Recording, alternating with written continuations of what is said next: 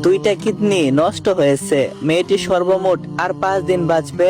মেয়েটির শেষ ইচ্ছা মৃত্যুর আগে যেন তার একটা বিয়ে হয়। কি আর করার, মেয়েটির কথা মতো পাত্র খোঁজ করতে লাগলো সবাই, কিন্তু কোনোভাবেই পাত্রের খোঁজ পাওয়া গেল না।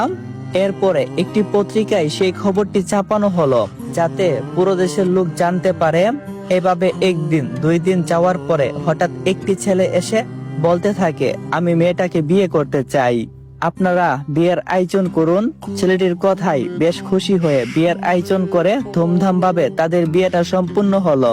বাসর ঘরে মেয়েটি ছেলেটিকে বলল, আমি মাত্র 2-3 দিন বাঁচবো, এটা জানার পরও আপনি আমাকে বিয়ে করলেন, আপনি কি পাগল নাকি? তখন ছেলেটি বলল, জানি না আমি পাগল কিনা, তবে আমি তোমাকে এখন মরতে দেব না। মেয়েটি বলল, মানে? ছেলেটি বলল, মানেটা হলো আমি তোমাকে আমার একটি কিডনি দেব। মেয়েটা বলল, আশ্চর্য, আপনি কেন আমাকে কিডনি দেবেন? তখন ছেলেটা বলল, কারণ আমি তোমাকে ভালোবাসি, তোমার সঙ্গে চিরকাল থাকতে চাই। মেয়েটা বলল, আরে একদিনে ভালোবাসা হয় নাকি? ভালোবাসার জন্য সময় লাগে।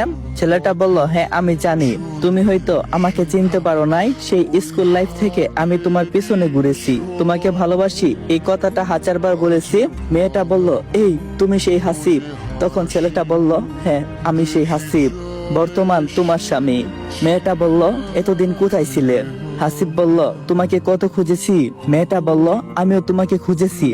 তখন হাসিব বলল, আসলে তুমি যেদিন আমাকে সবার সামনে থাপ্পড় মেরেছিলে, সেই দিন ভেবেছিলাম দেশ ছাড়বো, প্রবাসে পাড়ি দেব, তারপর ইতালিতে চলে যাই। তখন মেয়েটি বলল, ও কিন্তু হঠাৎ দেশে আসলে যে? তখন হাসিব বলল, যখন শুনছি তুমি অসুস্থ আর বাঁচবে না, তখনই দেশে ফিরে আসলাম।